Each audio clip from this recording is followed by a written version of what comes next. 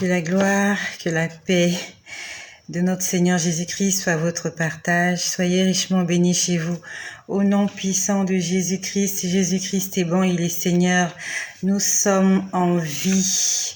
En ce 2 mars 2021, Jésus-Christ nous a encore réveillés. Il est bon, il est digne de louange. Le Seigneur ne cesse de m'étonner. Comme est intitulé le titre de ce partage. Et toi qui m'écoutes, au nom de Jésus, je déclare que Dieu va t'étonner. Il va te faire des surprises agréables. Il va te montrer des choses auxquelles tu n'y as jamais pensé. Il va te donner des choses que tu n'as jamais espéré avoir sur cette terre. Parce que notre Dieu détient la richesse. Il est la richesse même dans son essence pure. Dieu est la richesse. Il est tout ce dont nous avons besoin. Dieu ne cesse de m'étonner. Toi qui m'écoutes, j'aimerais que tu fasses du Saint-Esprit ton meilleur ami. Quelque temps après ma conversion, quand le Seigneur était venu se révéler à moi en décembre 2017, vraiment, il me dictait tout. Il me dictait tout. Il me dit, tu fais ci, tu fais ça, tu fais pas ci, tu fais pas ça. Et ça avait commencé par un programme, c'était d'abord de 21 jours. Et ces 21 jours se sont prolongés jusqu'à 3 mois. Donc, j'ai jeûné décembre, janvier et février. Et au début, je me rappelle, le Seigneur me disait, lui-même, c'était la voix, qui me disait, invoque le Saint-Esprit, demande au Saint-Esprit de te posséder. C'est lui-même qui me demandait de le dire, exactement comme je vous le dis. Il me disait, j'entendais audiblement sa voix qui me disait, demande au Saint-Esprit de te posséder. Et toi qui m'écoutes, à partir d'aujourd'hui, dans tes prières, demande au Saint-Esprit de te remplir. Demande au Saint-Esprit de te posséder. Que tu ne sois pas possédé par les esprits impurs, mais que nous soyons possédés de la présence du Saint-Esprit, que nous soyons possédés de la divinité de Dieu le Père en nous. Dis-le, Saint-Esprit, possède-moi. Saint-Esprit, remplis-moi. Fais du Saint-Esprit ton meilleur ami. Il va te dire des choses, même les plus simples, les plus banales, les petites choses, en fait, des petites situations que tu vas rencontrer dans la vie. Le Seigneur va te donner la solution, même aux plus petites choses.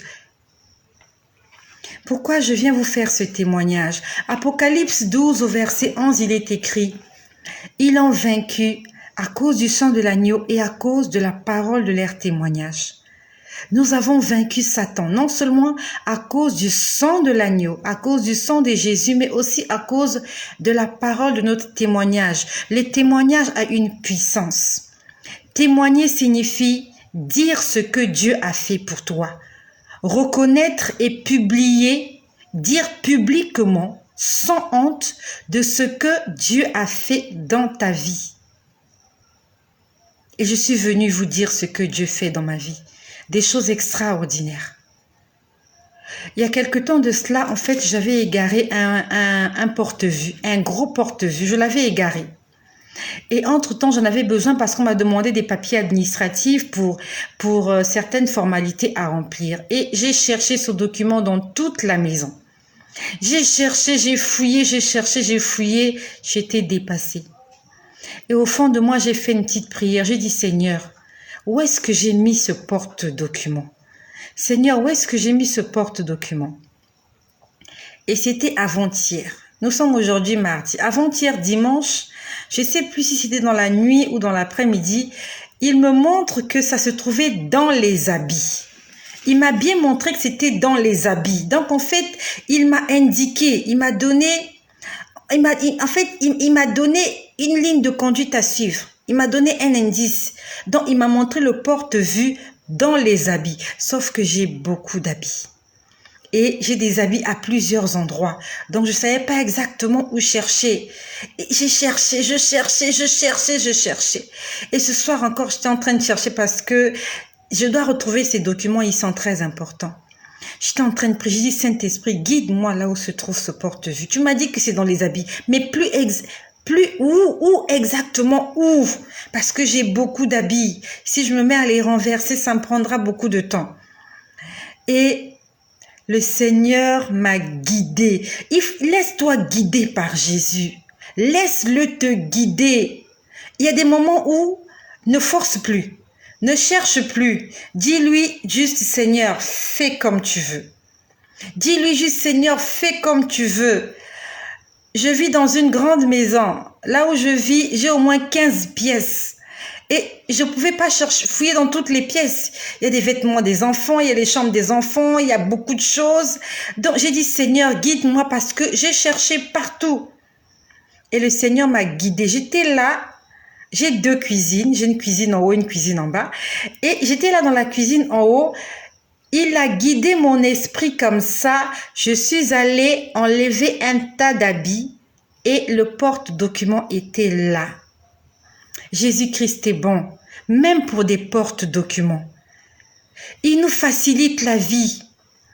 Il y a beaucoup de gens qui seraient allés consulter des marabouts parce que tu as perdu de l'argent, parce que tu as perdu ceci. Le marabout, non seulement il va t'envoûter, mais il va te prendre de l'argent. Alors que nous avons un Dieu tout-puissant qui peut nous donner, en fait, qui peut nous révéler ses secrets gratuitement. Gratuitement. J'étais pas vraiment stressée, mais j'étais dérangée parce qu'il fallait que je retrouve ce porte-document-là. Et le Seigneur m'a dit, va fouiller dans les habits. Il faut consulter Dieu même pour des petites choses. Consulte-le, ne te gêne pas. Consulte-le, il aime ça.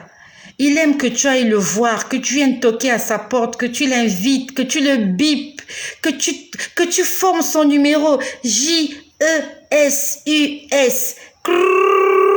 Il aime ça, le Seigneur. Il a dit, approchez-vous de vous. Il a dit, approchez-vous de moi et je m'approcherai de vous. Approche-toi de Dieu. Tu peux rester là. J'allais rester là des mois à fouiller la maison. J'allais être énervée. J'allais être stressée. J'allais transpirer. Je me suis assise. J'ai juste dit, Seigneur, où est-ce que j'ai mis ce porte-document? Seigneur, un porte-document. Il y a les actes de naissance des enfants à l'intérieur. Il y a les diplômes. Il y a des documents importants. J'ai dit, Seigneur, j'ai besoin de ce porte-document. Et celui qu'on appelle amour. Celui qu'on appelle doux. Oui, il est bon, il est doux, Denisa. Il m'a dit, va fouiller dans les habits. Je n'ai même pas fouillé les habits. Lui-même, il m'a conduit. J'ai juste déplacé quelques habits et le porte-vue était là. Demain, je vais aller retrouver ce document. Et c'est pas la première fois qu'il m'étonne comme ça. Une fois, j'ai égaré les clés. Il y avait un trousseau de clés que j'avais égaré. J'avais fouillé ce trousseau de clés-là pendant je sais pas combien de temps.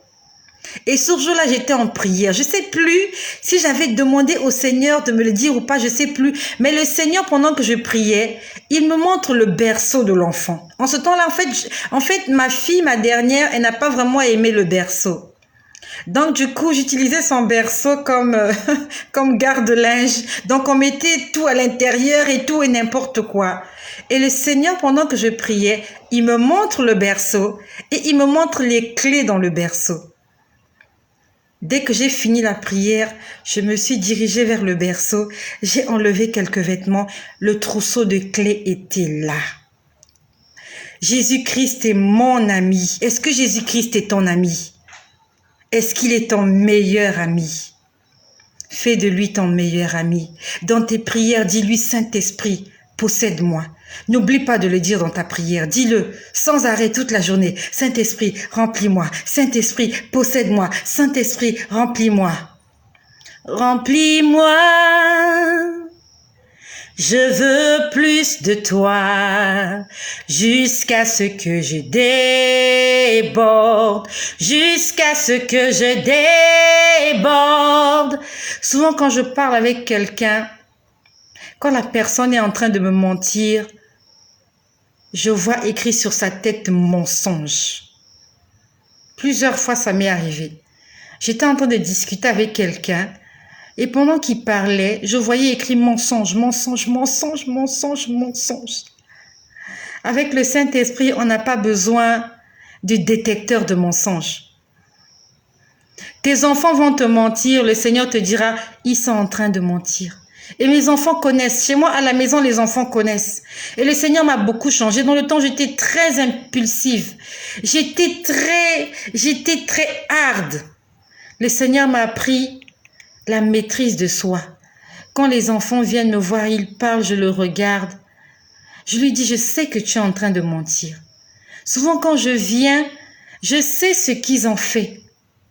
Je leur dis, toi, tu as fait ça, ça. Mais comment tu sais? Je dis, mais tu sais que le Seigneur me parle.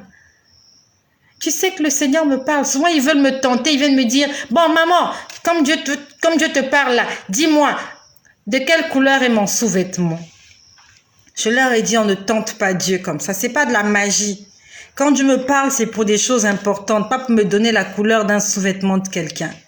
Quand le Seigneur me parle, c'est pour que je puisse lui rendre gloire, c'est pour que je puisse en faire un témoignage. Dans le psaume 150, le dernier verset dit que tout ce qui respire loue l'Éternel. La louange, c'est un témoignage verbal. La louange, c'est un témoignage verbal ou écrit. La louange, c'est de l'admiration que tu as pour quelqu'un ou pour quelque chose. La louange, c'est une éloge. La louange, c'est élever quelqu'un pour quelque chose qu'il a fait. Et aujourd'hui, beaucoup de gens ne louent pas le Seigneur, alors que le psaume 150, au verset 6, dit que tout ce qui respire loue l'Éternel. Louer l'Éternel. La louange, c'est reconnaître les qualités d'une personne. La louange, c'est un acte par lequel un homme célèbre son Dieu. La louange, c'est un acte par lequel un être acclame la grandeur et la bonté de son Dieu. Mais aujourd'hui, il y a beaucoup de gens qui ne louent pas Dieu. Ils louent des hommes politiques. Ils louent des hommes et des femmes qui les ont aidés. Il y a des musiques, des chansons, quand vous les entendez, on ne dit rien de bon, on ne fait que prononcer le nom des gens. Du genre, je vais essayer de lire mes sœurs qui sont là. Je salue la grande prêtresse Denise Apam, ma sœur Clarisse Polici là-bas à Libreville, maman Estelle est très très forte. Ça, ce sont des louanges qu'on donne à Dieu, alors que c'est Dieu qui mérite la louange. Et Dieu est jaloux de ce genre de chansons. Dieu en a horreur. Dieu est jaloux. Les hommes qui louent les autres hommes. Un homme t'a donné un billet de banque. Tu vas chanter son nom. Tu vas chanter son nom toute la journée. Alors que ta bouche doit glorifier le nom du Seigneur. Et j'applaudis la grande prêtresse Marcel de Leslie là-bas à Dakar. Aujourd'hui, c'est ça maintenant.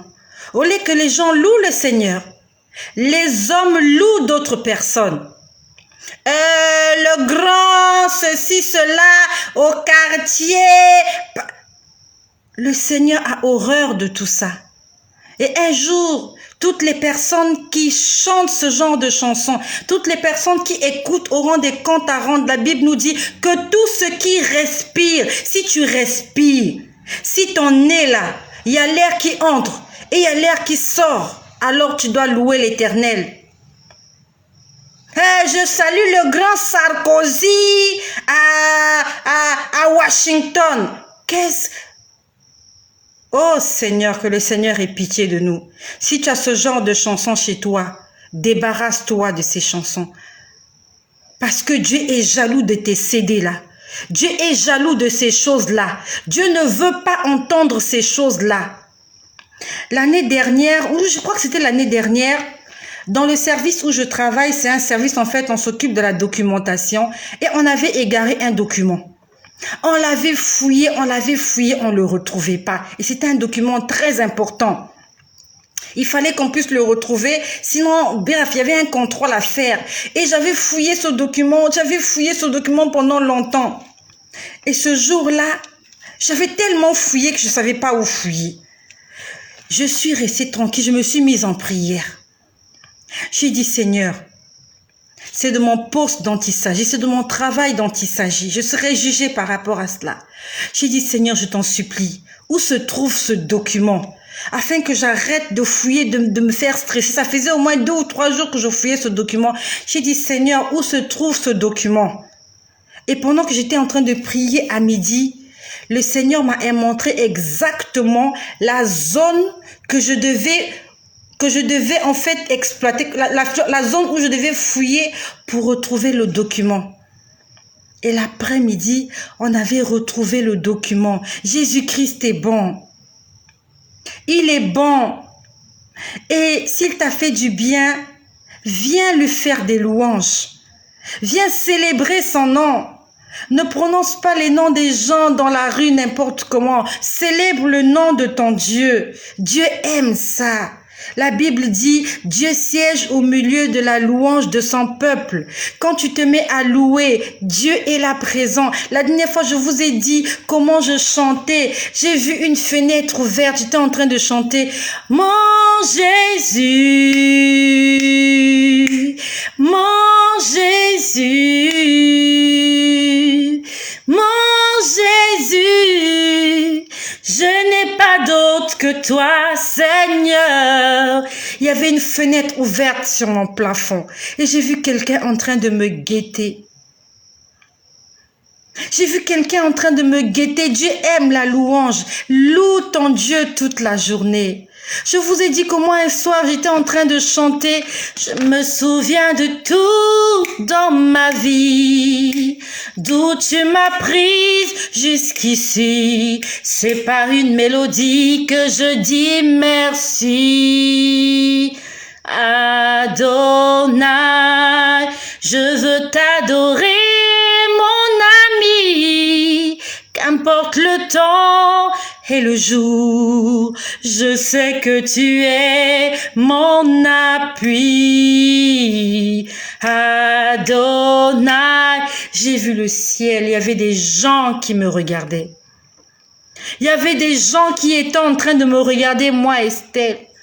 Je n'ai peut-être pas une voix de diva, mais quand je chante, Dieu baisse les regards, il regarde, il dit, mais qui est en train de me chanter? La dernière fois, je vous ai dit comment j'étais en train de chanter. Qu'est-ce que je chantais la dernière fois?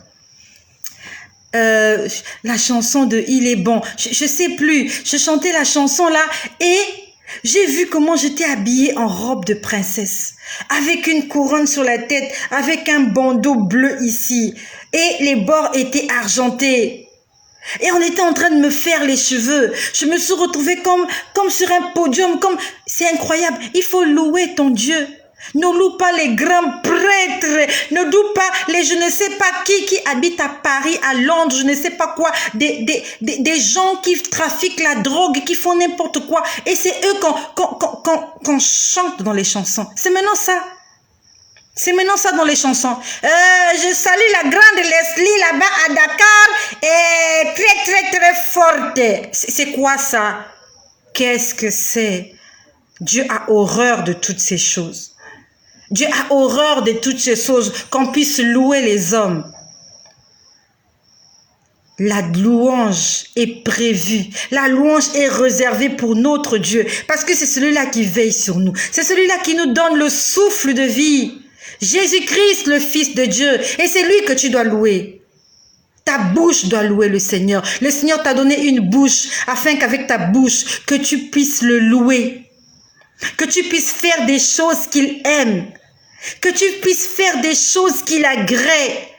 Que tu puisses dire des choses qui lui font plaisir. Est-ce que tu fais plaisir à Dieu avec ta bouche? Ta bouche là, à quoi elle sert? Ta bouche. Tu te sers de ta bouche pour faire quoi? Pour insulter? Pour murmurer? Pour critiquer? Pour juger? Sers-toi de ta bouche pour glorifier le Seigneur. Quand tu ouvres la bouche, dis des choses que Dieu aime. Et quand ta bouche n'a pas envie de dire des choses que Dieu aime, ferme-la. Apprends à fermer ta bouche quand il y a des mauvaises choses qui veulent sortir de là. La Bible nous dit, depuis Jean-Baptiste, la bonne nouvelle est prêchée et le royaume des cieux est pour les violents. Le royaume des cieux est forcé, il est pour les violents. Il faut te faire violence. S'il faut que tu te taises toute la journée, tais-toi. Si tu n'as rien à dire de bon, tais-toi.